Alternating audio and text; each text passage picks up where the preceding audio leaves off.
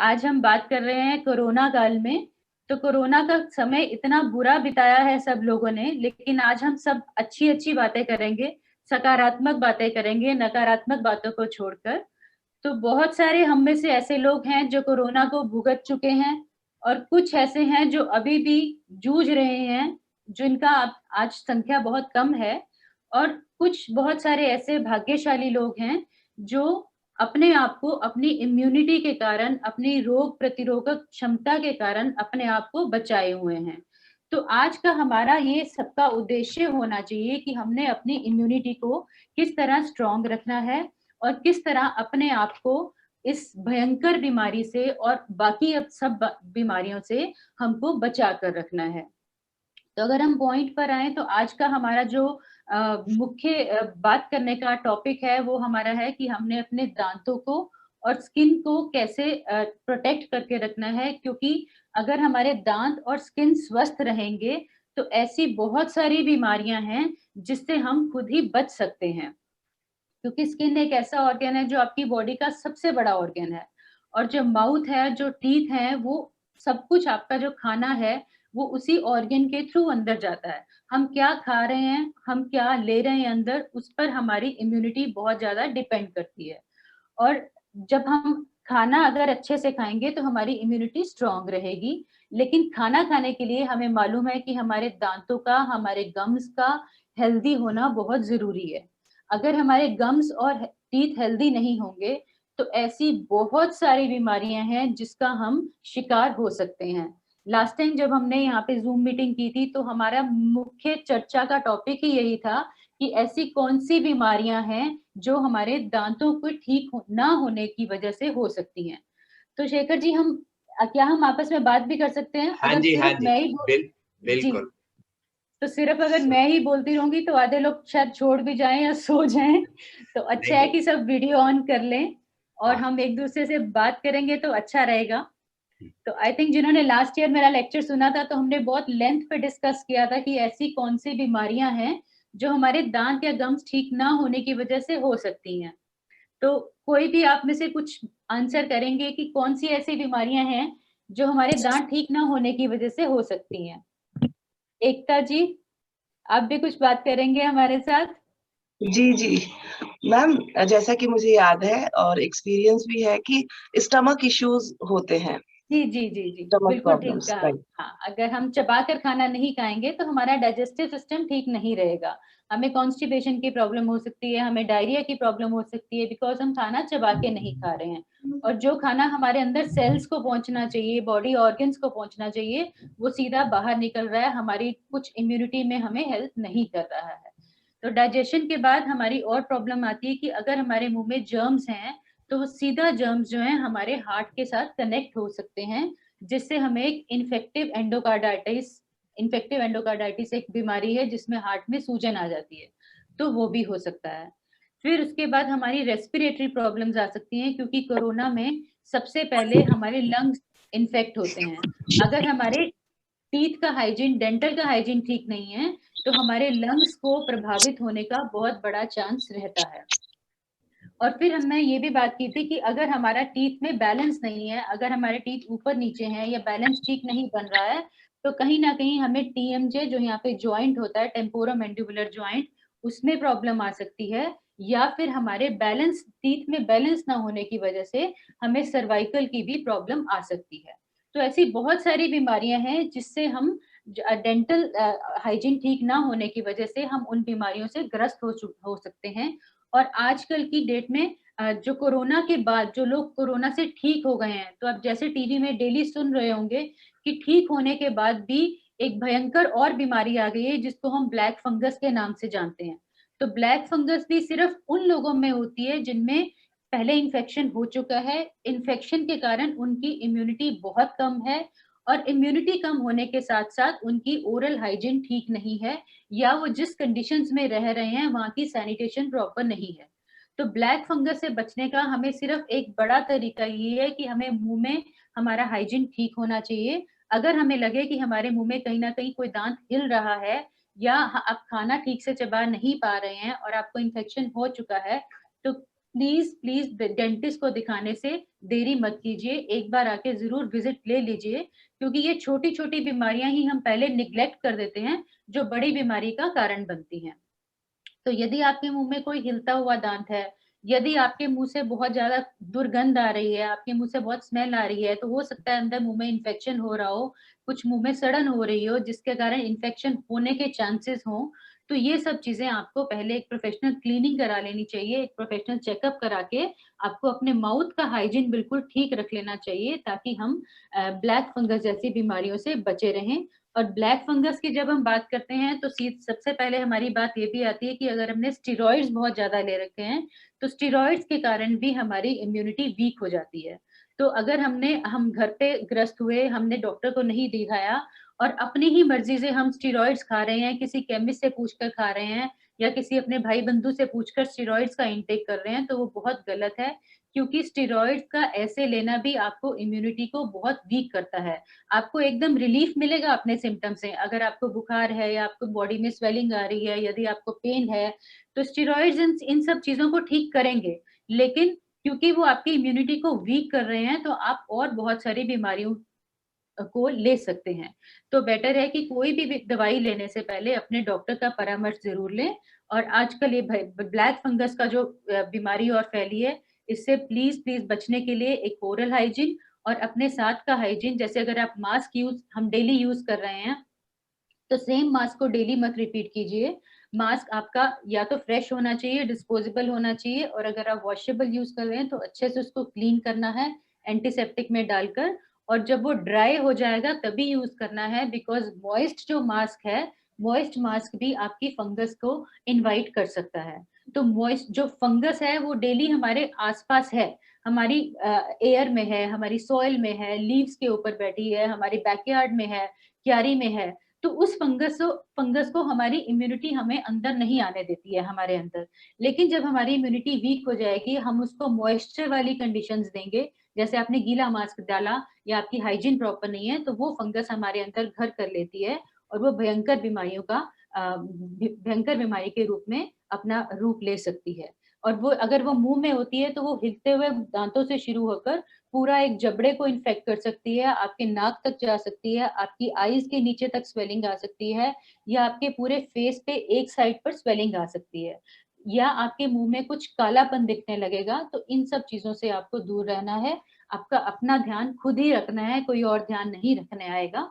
तो ये सब देखते हुए, और साथ में अगर ओरल हाइजीन का और हम बात करें, तो डेली सुबह शाम एक ब्रश करना बहुत जरूरी है। जैसे हम पहले भी हमने बात की है हमेशा, कि 2 बारी ब्रशिंग करना बहुत जरूरी है। और खाना खाने के बाद हमको एक आदत बनानी है कि हल्के से गुनगुने पानी में थोड़ा सा नमक डालकर हम उसके कुल्ला जरूर करें तीनों टाइम। और अगर खाली नमक के साथ आप हल्का सा फिटकरी का चूरन बना के रख लें, जैसे अगर आप 6 चम्मच नमक लेते हैं, 1 चम्मच फिटकरी ले लें, इनको महीन पीस कर रख लें, और इसी इसी मिक्सचर को थोड़ा सा गर्म पानी में डालकर अगर आप कुल्ले कर सकते हैं तो बहुत अच्छा रहेगा। और इसी नमक और फिटकरी के मिक्सचर को बिल्कुल बारीक पिसे हुए को, यदि अगर आप किसी सरसों के तेल में या किसी भी तेल में हल्का सा मिक्स करके गम्स पे जोर से अच्छे से प्रेशर देकर आपको मसाज करनी है, तो वो भी उससे आपके मसूड़े जो हैं हेल्दी रहेंगे। क्योंकि जब आप मसाज करते हैं मसूड़ों को, तो आपका ब्लड सर्कुलेशन इंक्रीज होता है। जब ब्लड सर्कुलेशन इंक्रीज होगा तो आपके गम्स जो हैं हेल्दी रहेंगे। तो आपको अपने गम्स को ध्यान रखने के लिए मसाजिंग बहुत जरूरी है, ब्रशिंग बहुत जरूरी है, कुल्ले करना बहुत जरूरी है। और अगर आपके दांतों में निरंतर खाना फंस रहा है, तो वो भी आपको, खाना फंसना ठीक नहीं है, क्योंकि खाने से सड़न पैदा होगी, सड़न से जर्म्स आएंगे, जर्म से और सारी बीमारियां आएंगी। तो खाना फंसना भी गलत है। खाने फंसने के लिए यदि अगर आप टूथपिक यूज करते हैं डेली, तो वो और भी गलत है, क्योंकि अगर आप डेली किसी चीज को वहां पे निकालने के लिए यूज करेंगे, कुछ लोग टूथपिक यूज करते हैं, कुछ लोग सेफ्टी पिन यूज करते हैं, तो ये बहुत गलत है। क्योंकि जिस जगह पे आप खाना निकाल रहे हैं बार बार, वहां पे आप अनइंटेंशनली अपने गम्स को भी पुश कर रहे हैं। जब आप गम्स को पुश कर रहे हैं, तो गम्स धीरे धीरे प्रेशर लेते हुए आपके दांतों की जगह छोड़ने लगते हैं। तो जब दांतों की जगह छोड़ेंगे, तो वहां पे और खाना फंसना शुरू हो जाएगा। तो टूथपिक का यूज जितना हो अवॉइड करें। बहुत कभी रेयर कभी यूज करना है तो कर सकते हैं, बट डेली के उस बेसिस पे अवॉइड होना चाहिए।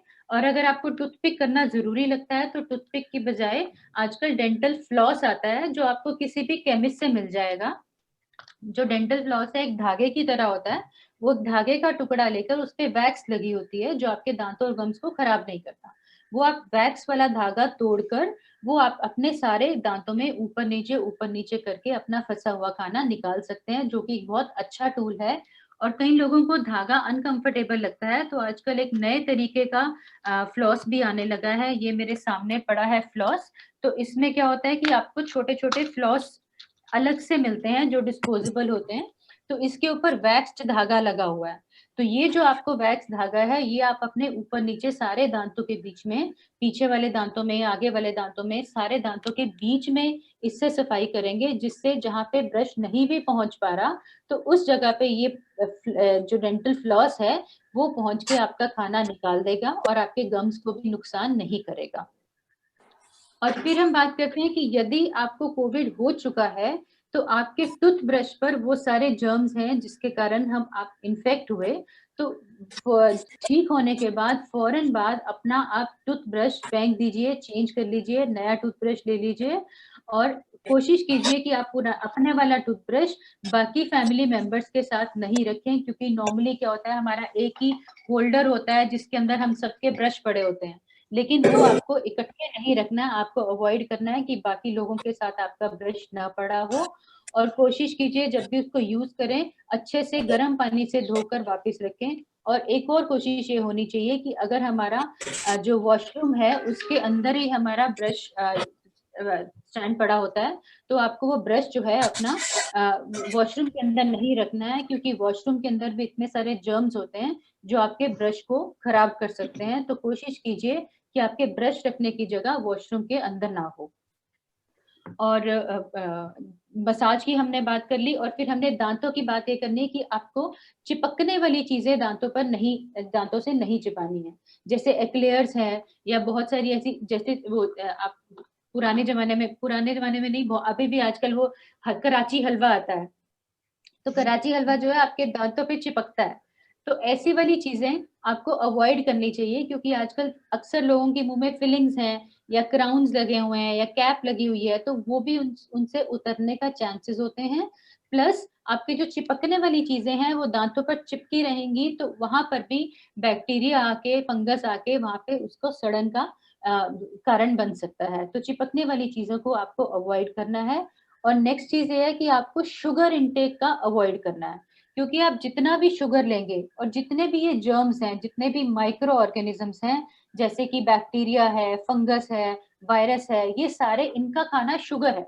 तो शुगर अगर आपकी बॉडी में ज्यादा है या आपके दांतों पर शुगर चिपकी हुई है, तो वो फौरन अंदर आकर आपकी शुगर को खाएंगे, और वहां पे उनको एक रहने का और एक मौका मिल जाता है कि यहाँ पे शुगर बहुत सारी है तो मुझे यहीं पर रहना है, तो वो और बीमारियां करते हैं। तो जितना कम से कम हो शुगर का इंटेक कीजिए। आपके लिए आज की डेट में प्रोटीन लेना बहुत अच्छा है। व्हाट्सएप पे भी ऐसी आपने बहुत सारी वीडियोस देखी होंगी डॉक्टर्स की जो बोल रहे हैं कि शुगर इंटेक कम कीजिए। तो शुगर से आपकी दांतों का और पूरी बॉडी पे बहुत इफेक्ट पड़ता है। तो शुगर इंटेक, और शुगर के साथ साथ हम बोलते हैं कि 3 सफेद चीजें हैं जो आपको अवॉइड करनी चाहिए। नमक भी कम लेना चाहिए, बिकॉज नमक से भी और बहुत सारी बीमारियां होती हैं, जैसे ब्लड प्रेशर है या ओबेसिटी है या वाटर रिटेंशन होती है। तो अगर आप कोशिश कर रहे हैं कि आपका वेट लॉस हो, तो अगर आप नमक अच्छी क्वांटिटी में लिए जा रहे हैं तो आप ये सब ठीक से अपने एम की तरफ नहीं बढ़ पाएंगे। प्लस आपका बॉडी भी आपको हेल्प नहीं करेगी इन सब चीजों को करने में। और थर्ड जो वाइट चीज आती है हमारी, मैदा आती है। तो मैदा भी ऐसी एक ना रिफाइंड शुगर है जो आपकी बॉडी के लिए बॉडी से निकालना बहुत मुश्किल होता है। तो मैदा, चीनी और नमक जितना भी हम अवॉइड कर सकें हमें अवॉइड करना चाहिए। और शुगर के बाद एक और जो हमारी इम्यूनिटी को स्ट्रॉन्ग करता है वो हमारी स्लीप है। हमें अच्छे से रात की नींद भरपूर लेनी चाहिए, रात को लेट ना जाकर जल्दी सोना चाहिए, रात का खाना जल्दी खा लेना चाहिए। ये बहुत छोटी छोटी बातें हैं जो हम सबको मालूम है, लेकिन हम कभी कभी भूल जाते हैं कि ठीक है ना, कोई बात नहीं, लेट भी सो गए तो कोई बात नहीं, लेकिन हमें इन सब चीजों को अवॉइड करना चाहिए। और सबसे बड़ी बात, हमारी आज की इम्यूनिटी को स्ट्रॉन्ग करने के लिए हमें नकारात्मक सोच ना होकर हमारी सकारात्मक सोच होनी चाहिए। हमें कोरोना से डरना नहीं है, हमें उसको डराना है, हमने उससे लड़ना है। तो अगर हम खुद ही भयभीत होंगे तो हम उससे लड़ने में हम ठीक नहीं साबित हो पाएंगे। और फिर उसके बाद हम दांतों के बाद और जनरल इम्यूनिटी के बाद हम स्किन की केयर कैसे करेंगे। तो जैसा कि अभी हमने बात की ब्लैक फंगस की, तो ब्लैक फंगस जो है हमेशा अनसैनिटाइज कंडीशंस में आती है। और अगर हमारी स्किन के अंदर कोई भी अगर कट लगा है जिसको हम ध्यान नहीं दे रहे हैं, तो आपके कट के अंदर भी आपकी फंगस जा सकती है, जिसके थ्रू आपका स्किन का इन्फेक्शन हो सकता है। जिस तरह हमने माउथ में बात की कि अगर माउथ में हाइजीन प्रॉपर नहीं है तो फंगस अंदर जाके माउथ के रूट से आपकी बॉडी को इन्फेक्ट करेगी, जो भयानक हो सकती है। इसी तरह अगर स्किन में कोई ओपनिंग है, कोई कट है, कोई चोट लगा है, तो उसके थ्रू भी आपकी स्किन जो है वहां से ब्लैक होती जाएगी और वो इन्फेक्शन अंदर बॉडी में कहीं भी जाकर रेस्ट हो सकता है, जो आपको मुश्किल में पैदा कर सकता है। और स्किन की बात करें तो हमें स्किन के लिए सबसे इंपॉर्टेंट केयर जो है सनस्क्रीन है, क्योंकि सन जो है एक इंपॉर्टेंट फैक्टर है जो हमारी स्किन में बहुत सारी बीमारियां ला सकता है। जैसे हमारे हाइपर पिगमेंटेशन, आपने बहुत सारी लेडीज में देखा होगा या जेंट्स में भी देखा होगा कि माथे पर हाइपर पिगमेंटेशन हो रही है, आईज के राउंड पिगमेंटेशन हो रही है, चीक्स के राउंड पिगमेंटेशन हो रही है। तो पिगमेंटेशन का पहला कारण जो है सन है, plus hormonal diseases like thyroid है। तो हमें सन का एक्सपोजर एक ऐसी चीज है जो हम अवॉइड कर सकते हैं। बहुत धूप में हमें निकलना वैसे भी अवॉइड करना चाहिए। और अगर हम बाहर निकल रहे हैं और यदि हम घर पे भी हैं, तो एक सनस्क्रीन ऐसी चीज है जो आपको अच्छी क्वांटिटी में अपने फेस पर लगा कर रखनी है, आपके एक्सपोज्ड एरियाज में लगा कर रखनी है। यदि हम घर पर हैं और अगर हम सोच रहे हैं कि नहीं धूप नहीं है तो भी तो लगाने का क्या फायदा है, लेकिन धूप ना होने पर भी आपको सनस्क्रीन लगानी है, बिकॉज सन की रेज आपके अंदर आ रही हैं, आपकी बॉडी को अंदर जा रही हैं। तो सनस्क्रीन लगाने का तरीका ये नहीं है कि थोड़ी थोड़ी लेकर आपने डैब डैब रैप कर ली, ऐसे नहीं लगाना। सनस्क्रीन कोई भी लेकर आपको अच्छी क्वांटिटी में एक पेस्ट की तरह, एक मास्क की तरह लगा के छोड़ देना है। मास्क की तरह लगाकर छोड़ के उसको 10 मिनट के लिए आप छोड़ दीजिए। 10 मिनट बाद आप देखेंगे, आप जैसे ही थोड़ा सा सर्कुलर मसाज देंगे तो वो सनस्क्रीन आपके स्किन के अंदर एब्जॉर्ब हो जाएगी। ये तरीका है आपको सनस्क्रीन लगाने का, क्योंकि हम जरा जरा डैब कर देंगे तो वो सन को रोक नहीं पाएगी। क्योंकि सन जो है हमारी एपिडर्मिस और डर्मिस लेयर पर जब जाएगा तो अंदर एक कोलेजन फाइबर्स होते हैं, कोलेजन फाइबर्स को तोड़ेगा, डेंटिंग डालेगा उनके अंदर, जिसके कारण हमारी रिंकल्स भी बढ़ेंगे।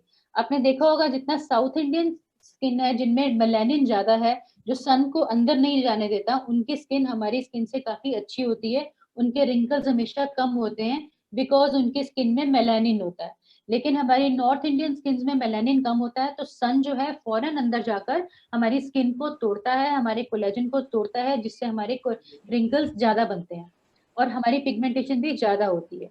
तो सन प्रोटेक्शन एक बहुत जरूरी है जिसको आपने अपने एक रूटीन में लेकर आना है और उसको 10 मिनट के लिए लगाकर मिनिमम छोड़ना है। और दांतों का देख लिया और मैंने, ये दांतों का ही बता प्रॉब्लम, ये अब स्किन की बता रही है। स्किन की कोई नहीं है। आप में से किसी का माइक ऑन है तो प्लीज बंद कर लीजिए। और अगर हमने बाहर जाना है धूप में तो कम से कम 15 या 20 मिनट पहले हम सनस्क्रीन लगाएंगे। ये नहीं कि बाहर जाने से पहले एकदम हमने पर्स में से सनस्क्रीन निकाली, कार में बैठे और लगा ली, उससे आपका सनस्क्रीन का फायदा नहीं होगा। कम से कम 15 या 20 मिनट पहले आप सनस्क्रीन लगाएं, अच्छी क्वांटिटी में लगाएं, उसको एब्जॉर्ब होने दें और फिर घर से बाहर निकलें।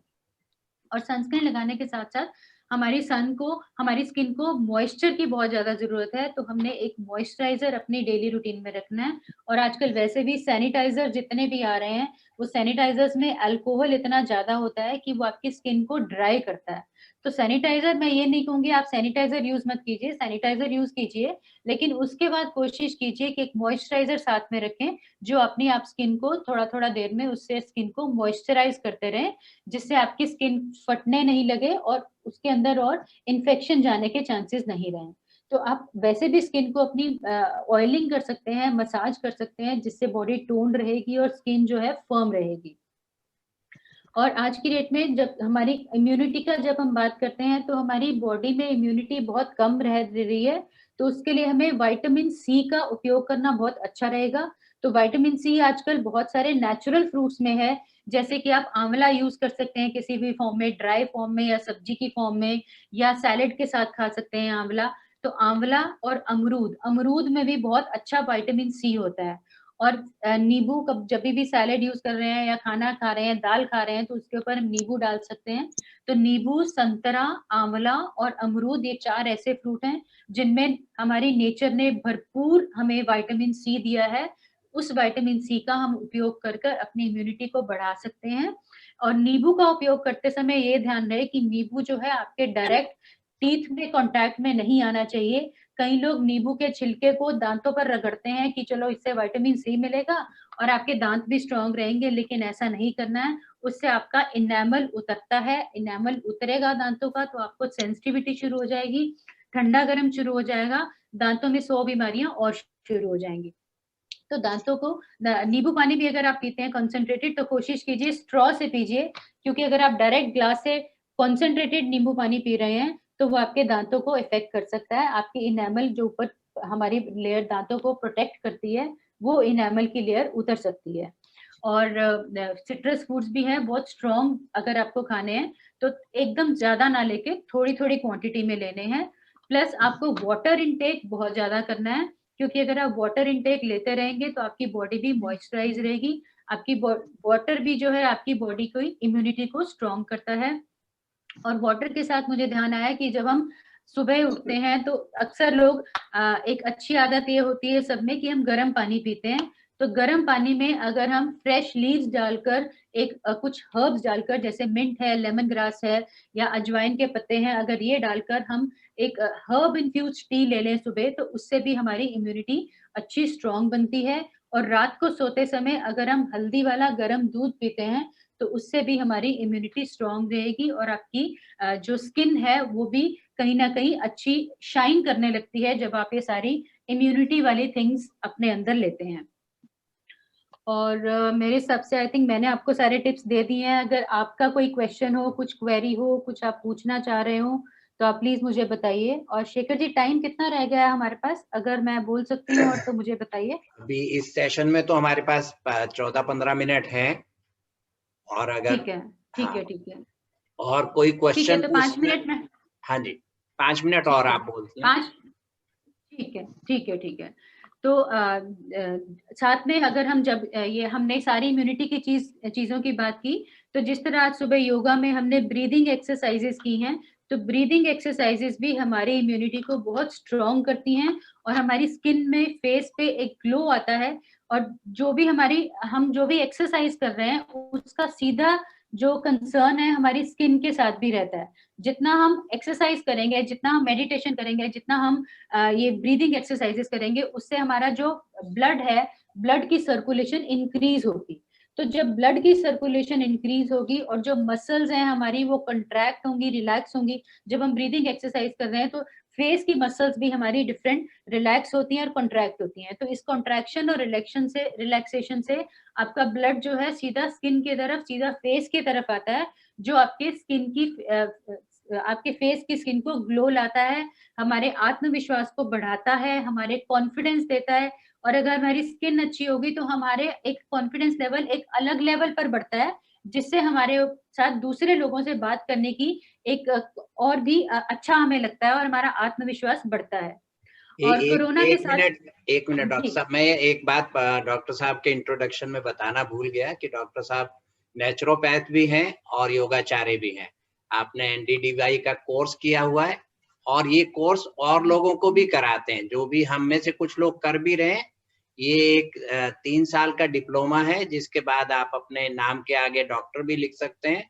और एक ही ऐसा डिप्लोमा है योग में जो डिग्री या डिप्लोमा प्रदान करता है, वो यही कोर्स है। बाकी सभी तो साथ में आपको ये सर्टिफिकेट देते हैं कि आपने इतने टाइम साथ में कार्य किया, या इतने टाइम आप अटेंडेंट का कार्य कर सकते हैं। योग शिक्षक बनने के लिए या नेचुरोपैथ बनने के लिए एक ही ये डिप्लोमा है। तो आप डॉक्टर साहब से कांटेक्ट करके ज्वाइन भी कर सकते हैं। डॉक्टर साहब जी, तो स्किन के साथ साथ हमने डेंटल की बात की और अब हम हेयर की बात कर रहे हैं कि कोविड इन्फेक्शन में इतना हमारे अंदर स्ट्रेस आ जाता है कि जब भी जो लोग कोविड से ग्रस्त हुए हैं उन्होंने नोट किया होगा कि उनका हेयर फॉल बहुत ज्यादा शुरू हो गया है। तो जब हेयर फॉल कोरोना के कारण जब बहुत ज्यादा हो रहा है, तो उसका मेन अब रीजन यही रहा है कि आपकी इम्यूनिटी वीक हो गई है। तो वो सारे पॉइंट्स जो हमने इम्यूनिटी के लिए बात की है, वो सारे आपकी हेयर ग्रोथ को भी हेल्प करेंगे। और साथ में एक बायोटिन कंपोनेंट आता है, जो अगर आपको हेयर फॉल हो रहा है तो आप बायोटिन सप्लीमेंट्स ले सकते हैं। बायोटिन नेचुरल सप्लीमेंट्स आपको केमिस्ट पे भी अवेलेबल होता है। बहुत सारी ऐसी मेडिसिन आती हैं जिसमें बायोटिन होता है, तो वो बायोटिन की अगर आप यदि एक गोली डेली ले रहे हैं तो वो भी अच्छा है। और साथ में बालों के लिए जिंक सप्लीमेंट भी लेना अच्छा है, फोलिक एसिड अच्छा है, और विटामिन सी सीरम हम पहले ही बात कर चुके हैं। और विटामिन सी सीरम जो हमने बात की खाने वाले की, तो विटामिन सी सीरम लगाने के लिए भी बहुत सारे आते हैं, जो हम रात को भी लगा सकते हैं और जो दिन में भी कई सनस्क्रीन के अंदर भी विटामिन सी सीरम आता है। तो विटामिन जो है हमारी बॉडी के लिए बहुत ज्यादा इंपॉर्टेंट है। प्लस कोविड के कारण हमारा विटामिन डी लेवल भी बहुत कम हो जाता है, जो हमारी बोन्स पर इफेक्ट करता है। और वो जो बोन्स हैं वो हमारे दांतों को भी पकड़ के रखती हैं। तो उन बोन्स को भी स्ट्रांग बनाने के लिए हमारा vitamin D level regular checkup होना चाहिए। और विटामिन डी अगर हमारा अच्छा है तो उससे हमारा हेयर फॉल भी रुकेगा। और जो हेयर में भी आपको प्रॉपरली शैम्पू कंडीशनिंग अच्छी करनी है। आपको बहुत ज्यादा ये नहीं कि आज वॉश किया और उसके बाद हफ्ते बाद वॉश कर रहे हैं, तो वॉशिंग भी थोड़ा जल्दी जल्दी होनी चाहिए। क्योंकि ब्लैक फंगस भी ने बताया कि अगर सैनिटेशन प्रॉपर है, आपकी सफाई प्रॉपर है, तो आपको कोई भी बीमारी आपको अपनी पकड़ में नहीं ले सकती है। तो ये सब आज की हमारा टॉपिक था, डिस्कशन था। आई थिंक आपके अगर आप कोई क्वेश्चंस हैं, आप कुछ मुझसे पूछना चाह रहे हैं, बात करना चाह रहे हैं योगा के बारे में, नेचुरोपैथी के बारे में, या डेंटल रिलीज डिजीज के बारे में, तो आप प्लीज मुझसे कुछ भी बात कर सकते हैं। हम मृदु मिगलानी, 2 मिनट मैं भी बोलना चाहती हूँ। हाँ जी, हाँ जी, हाँ जी, प्लीज। आपके जो इंचार्ज हैं उनको मैं बधाई देना चाहती हूँ। बहुत बहुत बढ़िया आपका प्रोग्राम चल रहा है। आप योगाचार्य जो योग सिखा रहे हैं, जो इस प्रकार के प्रवचन दे रहे हैं, हम भी फायदा उठा रहे हैं। आपके लिए मेरी दिल से दुआएं, दिल से आशीर्वाद। मैंने मृदु मिगलानी का सारा प्रवचन सुना है, सारी इंस्ट्रक्शन सुनी है। I am very proud of her. मैं उसकी मदर हूँ, मैं भी योगाचार्य हूँ, और इसके लिए दिल से यही प्रार्थना करती हूँ कि सदा फलो फूलो उम्र भर, इसी प्रकार खुशियों से दामन भरती रहो जीवन भर, और इसी तरीके से योगा से जुड़ के अपना जीवन भी सफल बनाती रहो और औरों का जीवन भी सफल बनाती रहो। हर खिला फूल तुम्हें खुशबू देता रहे, हर किरण रोशनी देती रहे। मैं तो और कुछ नहीं दे सकती, बस दिल से आशीर्वाद देती रहे। यही मेरी प्रभु से प्रार्थना है। आप सबका बहुत बहुत धन्यवाद। Thank you. आपका बहुत बहुत वेलकम है, और आपका आशीर्वाद बहुत ही अच्छा आपने दिया सभी के लिए और डॉक्टर साहब के लिए। नमस्कार जी। बहुत बहुत आपको शुभ आशीर्वाद। इसी प्रकार आपका ये कार्यक्रम चलता रहे। मुझे बहुत अच्छा लगा आपका कार्यक्रम देखकर। इसी प्रकार मैं भी जुड़ती रहूंगी, आपका प्रोग्राम देखती रहूंगी। बहुत बहुत प्रभु से प्रार्थना, अपनी कृपा वो बरसाता रहे आप सब पर, अपना आशीर्वाद देता रहे। आप इसी प्रकार आगे बढ़ते रहो, मेरी ये दुआ है, मेरा ये आशीर्वाद है। बहुत बहुत thank you ma'am. Thank you ma'am. और बहुत लोग आज ही जुड़े हैं हमारे सुबह और शाम, सुबह 7:15 बजे, शाम को 4:30 बजे नित्य रोज योग क्लास होती है, और ये फ्री क्लास है। ठीक है, ठीक है, बहुत अच्छा, बहुत अच्छा। और कोई क्वेश्चन कोई पूछना चाहे, कोई बताना चाहे, कोई सुझाव हो, दांत मैं चमकना चाहती हूँ। दांत चमकते रहे हैं, पीले पीले दांत क्यों हो जाते हैं बेटा, इसके बारे में बताओ। पीले पीले दांत इसलिए हो जाते हैं क्योंकि जो हम इतने सालों में हम हर रोज चाय और कॉफी का इंटेक करते हैं, वो चाय और कॉफी हमारे दांतों के पीलेपन का बहुत ज्यादा उनमें फ्रेंडशिप है।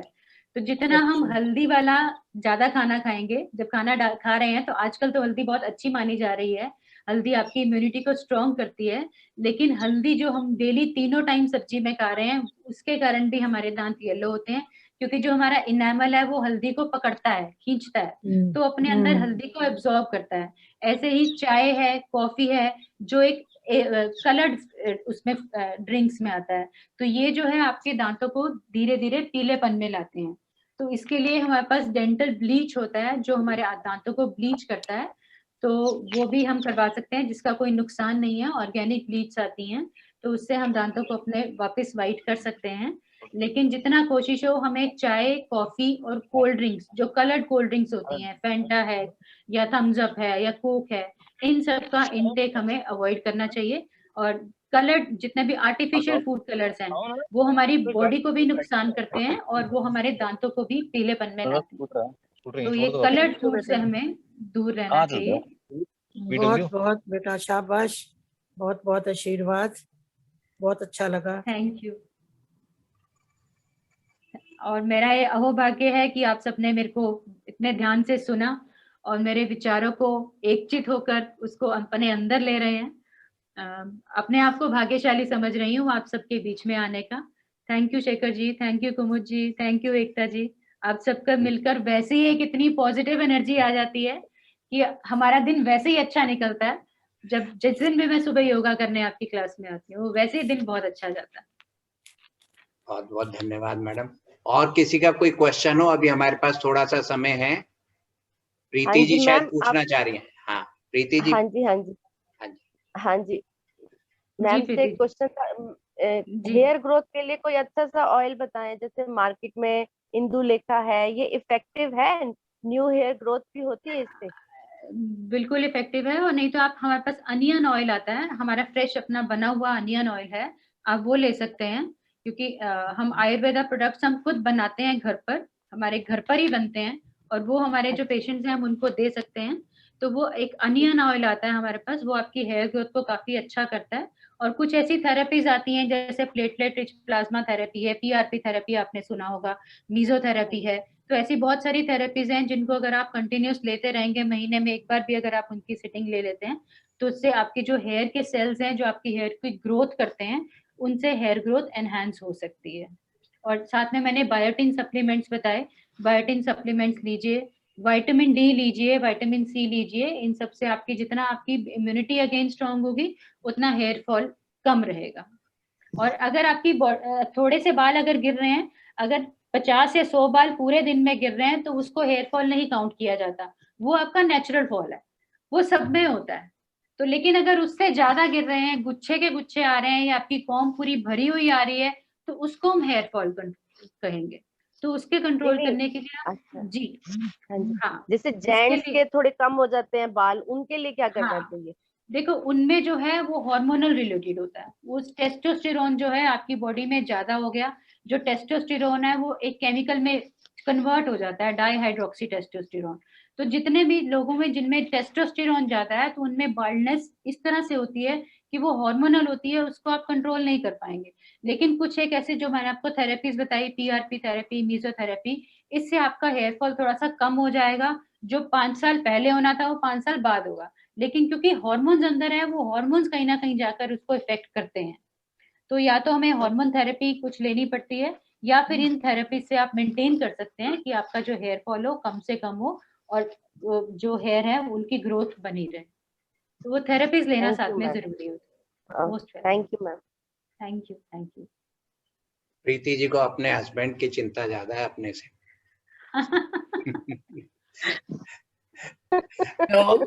हाँ जी, नमस्कार डॉक्टर साहब। हाँ, शशि कुमार जी पूछना चाह रहे हैं। हाँ जी। हाँ जी, मेरे को प्री मैच्योर ग्रेइंग के बारे में पूछना है। हालांकि अपनी हमारी एज तो है ही है, बट बच्चों के लिए भी जैसे आजकल देखते हैं कि ग्रे हेयर्स बड़ी जल्दी हो जाते हैं शुरू। जी जी जी जी। तो वो थोड़ा सा उसके ग्रे हेयर जो आजकल है, उसका जो मेन कल्प्रिट है आपका जो खाना है, जो प्रिजर्वेटिव वाला खाना है। जितने भी प्रिजर्वेटिव वाले खाने हैं, जैसे मैगी है, आपकी कोल्ड ड्रिंक्स है, बर्गर है, सॉस है, जितने भी खानों में प्रिजर्वेटिव हैं, वो प्रिजर्वेटिव जाके आपकी बॉडी में प्री मेच्योर एजिंग लाएंगे और premature whitening of the hair लाएंगे, जिससे हम अपने बुढ़ापे की तरफ जल्दी जाना दिखने लगते हैं। तो जितना हो सके कम से कम प्रिजर्वेटिव यूज कीजिए, कम से कम बाहर का खाना बच्चों को खिलाइए, ताकि उनकी इम्यूनिटी स्ट्रांग रहे। और ये जो डॉक्टर साहब अभी क्या बंद हो जाएगा, ये दोबारा रिज्वाइन आप कर पाएंगे 10-15 मिनट के लिए? आपके समय है तो जी जी बिल्कुल कर लेंगे। तो अभी हम फिर दोबारा से रिज्वाइन कर लेंगे, ये बंद हो जाएगा और जिसको क्वेश्चन वगैरह है दोबारा से आप सभी रिज्वाइन कर लें और लाभ उठाएं। हाँ जी। हाँ, और जो मार्केट में एक दवाई आती है कैल्शियम पेंटोथिनेट, तो कैल्शियम पेंटोथिनेट एक ऐसा ड्रग है जो हमारी मेलानिन को थोड़ा सा ज्यादा प्रोड्यूस करता है, तो वो आप दे सकते हैं बच्चों को, लेकिन कोई भी ड्रग देने से पहले डॉक्टर के बिना परामर्श के मत दीजिए, क्योंकि किसी भी ड्रग का कोई भी साइड इफेक्ट हो सकता है। तो जो हम 3 साल का diploma in naturopathy and yoga कराते हैं, जो लोग कर रहे हैं वो मेरी बात को अच्छी तरह समझ पाएंगे कि एलोपैथी में जितनी भी ड्रग